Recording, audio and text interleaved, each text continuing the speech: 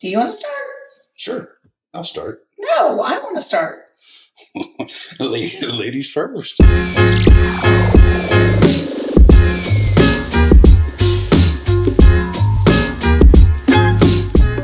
guess that's the way this relationship's always been, right? Well, The beginning is how do we get into real estate business and how do we get to this point? And we have to kind of go backwards, right? And when we were writing, I was writing everything down and thinking of notes. I was a stay-at-home mom, living in sweatpants. I was trying to think of the boys' ages. you still look great in those sweatpants. Oh, well, thanks. You really did. Bring me a sexy back. I might do that later. I was thinking flash dance, but no, don't get too crazy. I was trying to think of what made us take that leap and think about where we were with the boys. Because you're good with time. How old were the boys when we decided to first take this leap? I think what, 2 years old and 5 years old? I mean, usually at that point, you think, right? You want to have some stability. I guess we just crave the total complete opposite. Say, you know what? Everything's going really smooth. Let's just try new careers. Well, that's exactly what you do, though. Let's talk about Wheel of Fortune. We could go down to different rabbit holes really easy. I think the day our son you were in the hospital with our first son, and I went to a job interview. Yes. I don't know why I did that. Yeah, I've been doing crazy things. That's why. I don't recall. Do you remember when I knew that you weren't happy at your job? Like, do you remember? It seems so long ago. So, okay. So right now we were talking about this. It's been 10 years. Are we going on year 11? We're going on 10 years. Yeah, it's been 10 years here in the real estate business. Yeah. Okay. So we're going on year 11. I don't remember what month. May. And how your memory is way better than mine. I think I had like the baby sucked my brain out of me. What do you remember? What was the pivoting point of not like jumping into real estate, but like the thoughts and like, are we going to do this? Like, I remember that. In having the security and for those that are listening too, I'm sure you have a comfort blanket in more than one thing. You have a comfort blanket in your salary. You have a comfort blanket in the insurance you get because your family's taken care of, right? Yeah. And those things are hard to leave because once you do that, it's on you 100%. It's on you. There's no excuses, so you have no option to fail. And if you do, then what do you do? Well, I remember like me being at home and we did the math, and so of course. You always did the budget back then. Well, you kind of still do all that stuff too. But I couldn't make enough money, even with a degree. I have a degree. My first degree is in art. So I had an undergraduate degree. And even having a degree, I didn't make enough money to put both boys in childcare. So it was like a pivoting point and then after school care. So I just stayed at home. And I remember that like we priced things and I would have had to bring, it would have been like $1,200 to $1,500 out at the time.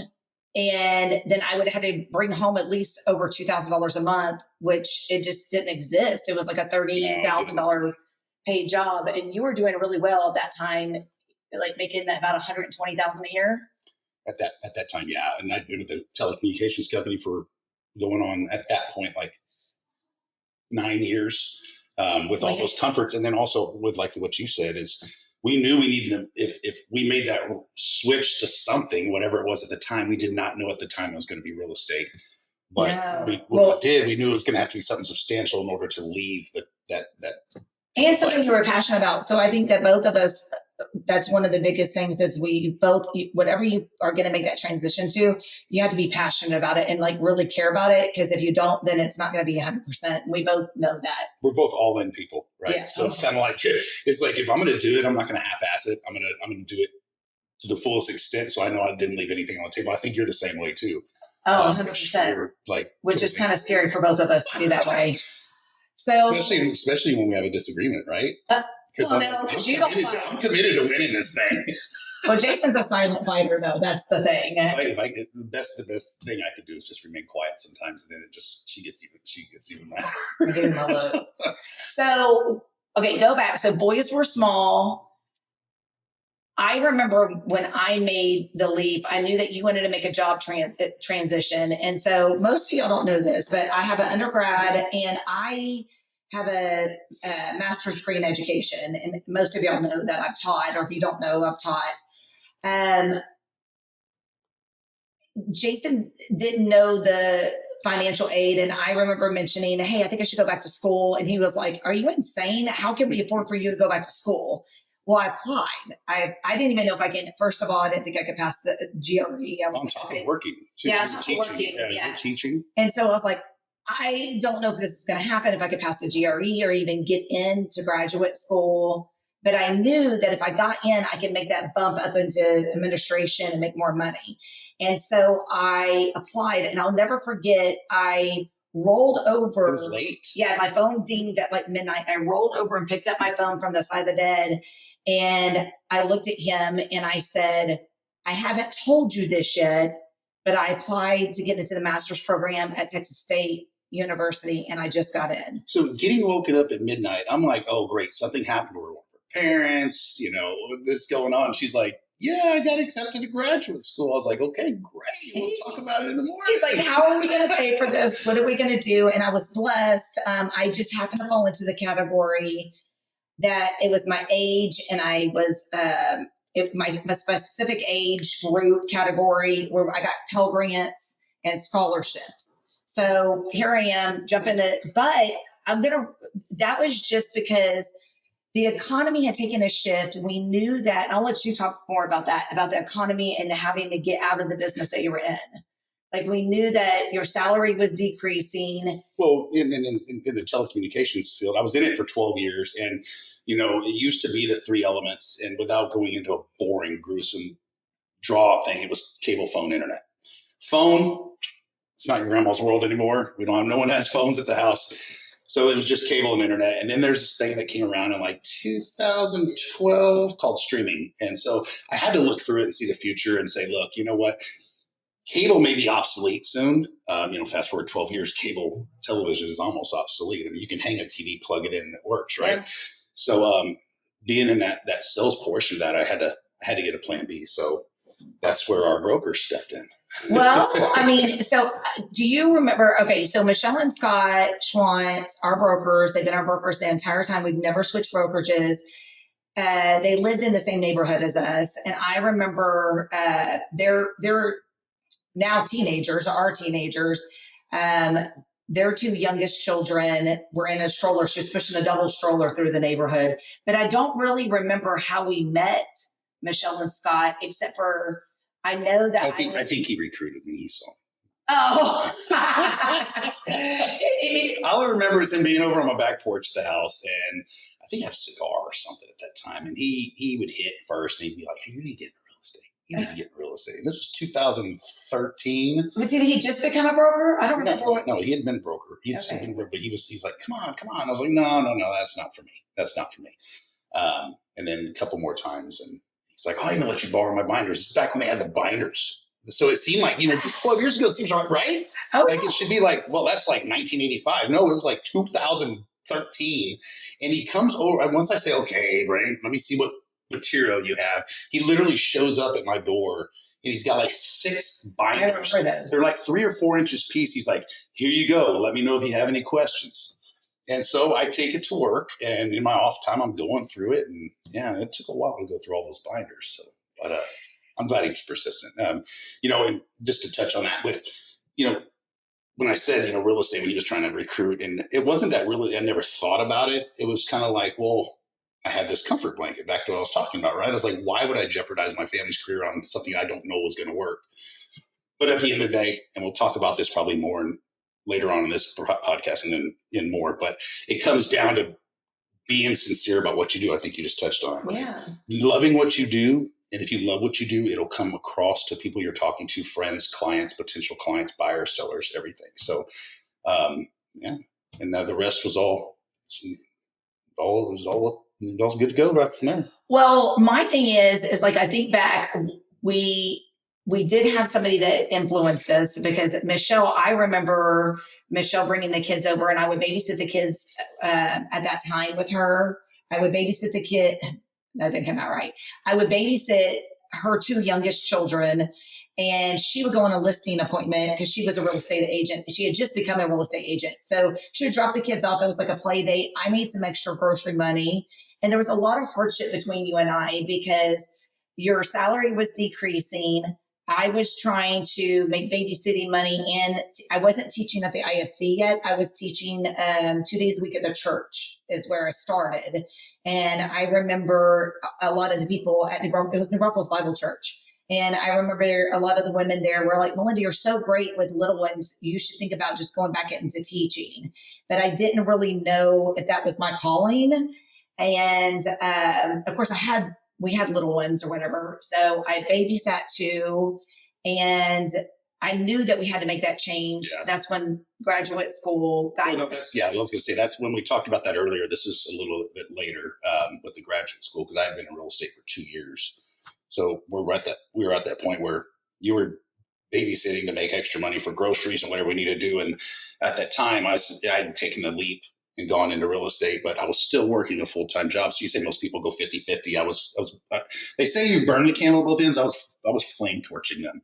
So I was literally blow torching the candle at both ends. I wasn't doing half real estate, half, full-time job. I was doing full-time job after the full-time job, going and showing homes. She's babysitting kids. We're doing what we need to do. No, by that time I had leaped into full-time teaching. Yes. So I was teaching full-time, going to graduate school at night. And I honestly don't know how we did it. So Lincoln went to school with me during the day. So I taught at a private school. I taught kindergarten at a private school here in town. It was called East Shinto back then. Which, do you remember the name of it now? Grace Prep. It's Grace Prep now. Towards River Road. And so Lincoln went to school with me. Jackson was at the ISD. And, oh my gosh, it was just. Well, we were like ships passing in the night, right? I think I saw each other twice a week for I don't know how long. I know we did that for 2 years. It was a long time. Yeah. So some of my moments are funny moments is, Lincoln was at home with me in between those times of me working and stuff. And I might get off work a little bit early, or it might be a day off or something. And I remember typing the paper and he ripped all the keys off the keyboard. It was not like a lot of times people think, can you have a business and can you do these things while you have little children? Well, the kids, the business and everything grows at the same time. It's not like you compartmentalize like a business and kids. It's not like I raise my kids and then I have my business. It's like we all grew together. You remember putting signs in the yard with Jackson and Lincoln? Oh yeah. Well, we incentify the kids because my kids, I guess, have always loved money since they were small. So I'd be like, hey, Dad will give you $5 if you go help me with this. Oh, it's probably more like 50 cents is what you started off with. Yeah, they have a way of getting it out of you. So maybe. Yeah. So one of the things that, I know that you could have gone into any industry in sales and marketing. I know, you always say, what's your dream job? My dream job, actually, seriously, and I think I've told you this. Oh, yeah, I'm sure. It was like sports marketing was like my main. I wanted to be a sports agent. Since I was a kid, the other kids were watching cartoons. I was watching ESPN before school, eating cereal. I just love sports. And sports agent and sports marketing was my dream job. Life happened and that didn't happen, but, that's actually why, I was just actually, it's funny you said it because I was just getting ready to talk about that. Is the last job I had, it was typical corporate America, crap. Mm-hmm. And I would have ideas. I'm on the front lines there, right? I'd have ideas on what we could do to make this better, what we could do to streamline, or what we can do to help to save money, right? This is, so you're talking 2014 and, everything I brought up would get shot down. And I remember one night thinking, I don't know if I shared this with you, but one night thinking, I was like, it would be so nice to be in charge of my own business to where if I had an idea, at least I could try it. Yeah, because we're the hardest person on ourselves already. Exactly. And you know what? If it fails, who gives a damn?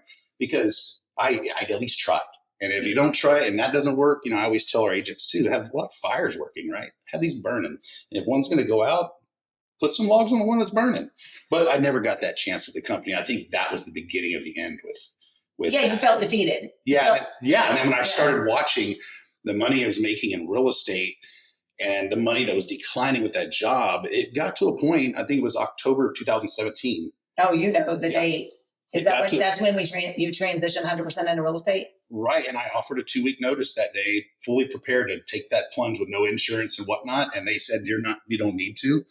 And that confirmed my decision at that point that, I wasn't valued there. You didn't get a cake, I don't think. I didn't get a cake. But you know what I did get? That day I quit. Or not quit, but the day I resigned, I went to play a round of golf. This is no bullshit here. I went to play a round of golf. By yourself? By myself. And I'm not those weird guys. So for the guys listening that golf, and you always have that single person that plays and they throw everything off and make you angry. I don't do that all the time. So just a side note there.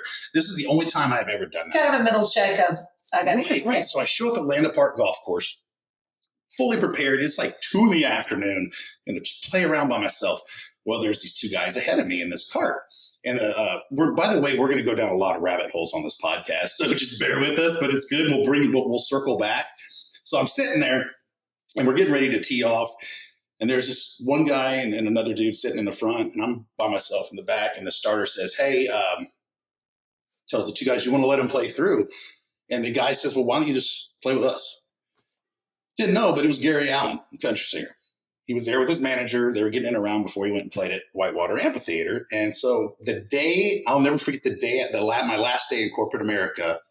It was like I went to play golf to take a breather, to check out. And I play around a golf with Gary Allan, who's a very nice guy, by the way. So if this gets to him, Gary, thank you. That was an awesome day. And he really helped me deal with quitting a job after 12 years. So cool story. But yeah, I had a clear head after that. Had a little too many beers, but I had some great mentorship from Michelle, because I would call her and say, hey, what do I need to do? And she would about health insurance. I was terrified. So here it is, pretty much Jason's entire career. He always floated us with health insurance and walking with. So a lot of resources. Michelle gave me a lot of resources and support. And I think that the biggest takeaway that I can give anybody back is, if you're scared to take the leap into being an entrepreneur, running your own business, the great thing is, I would always tell Jason this. Of course, now it would be Buc-ee's instead of McDonald's, but I would always tell him, worst case scenario, if it all fails and we're just epic failures at launching this new business, we can always go work at McDonald's. Yep. But now we'd probably go work at Buc-ee's. Buc-ee's pays really well, and they didn't pay us to say that. And we might get free lunch. I don't know if we get free lunch or not. I'll take gas over lunch. But that I remember, there's only a way up from here, not a way down. And we did go through hardship, being afraid and being very conservative of making those choices of our daily. So I guess this goes into the why. So the why of what. For me, in the beginning, my why has now changed, and I'll get into that later. But in the beginning, my why was so simple, and it still is. I bring it back to just humbleness. But my why for Jason, because I was teaching. So I had my why for serving and teaching and going to graduate school. But my why for him starting the business and being so supportive was multiple layers. One of it is, I wanted my husband to be happy, because, they say happy wife, happy life, but really it goes both ways. It's 100. We always say it's over 100. You give 100 and 100. Well, people say that. Yeah. They say, oh, no, marriage is 50-50. Well, if you're both giving just 50%, you're both, what did we say earlier? You're both half-assing it. So marriage is 100-100, right? And it really is. And if I can only give 80, I need you giving 100. Yeah. And if he wasn't happy with where he's at, then he's not going to be happy when he comes home. And vice versa. So I needed that confidence to go, okay. So I was like, that's sure why, or that was one of my reasons why, is because I wanted him to be happy and passionate. And when he came up with these great ideas, I wanted it. Maybe I was the only person listening at that time, but I wanted him to know whatever idea you put out there or whatever creative thing you come up with, I'm going to support you, and you're going to get it back from your clients. And he has. It's 10 years down the road. The other reason is I just wanted to go to the grocery store without having to price everything. And I know that that is, if grapes were out of season, I wanted to buy grapes. There was a time what we had, I think our budget was like $50 a week for groceries. That's all we, and that was everything. That was groceries, laundry, detergent, diapers. That's hard. And then for anybody listening to that's going through that, I mean, we understand. I mean, it's hard.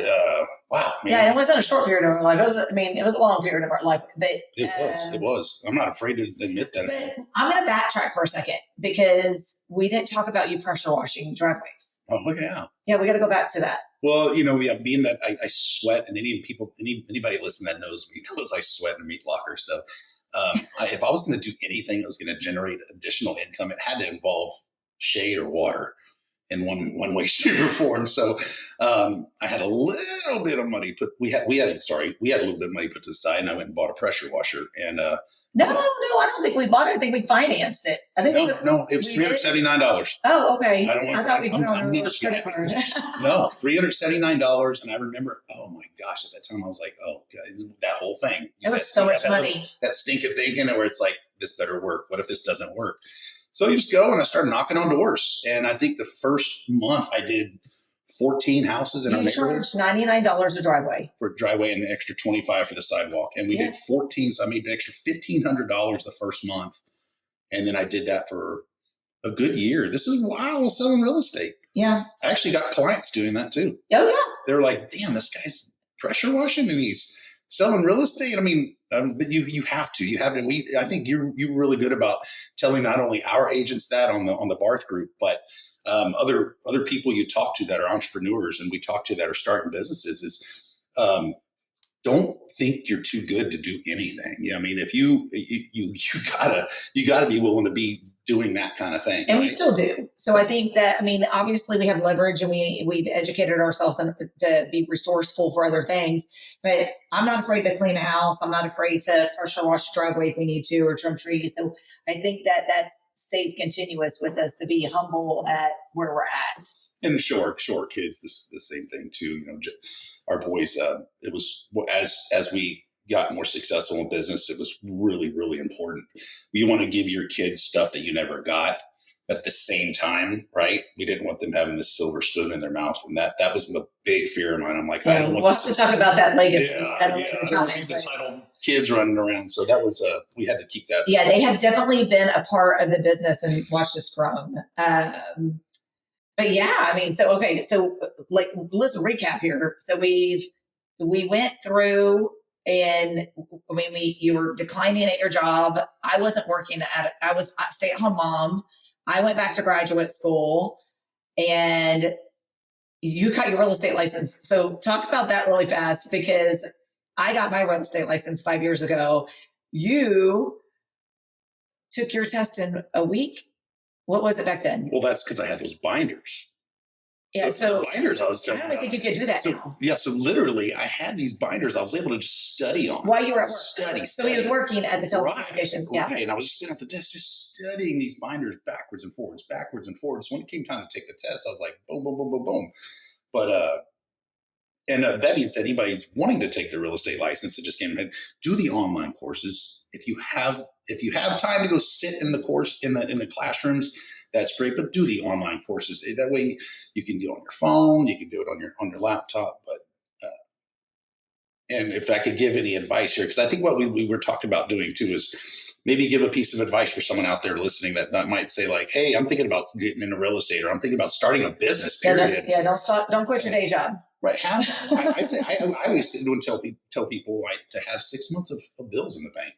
Try to do that. If you get to a point, make that your goal and say, you know what, before I take this plunge, whether I'm successful or not, I don't need to be stressing about bills on a monthly basis, because then you're not going to be successful in anything you do, right? Mm-hmm. If you're just constantly stressing, it's going to come across, right? Yeah, because we had to put everything back into it. Yeah. So, and then put it back into your business. And we're people, I think I get asked, and I don't know tell me how many times a week, how's business? I just got asked today by someone. I did too. At the store.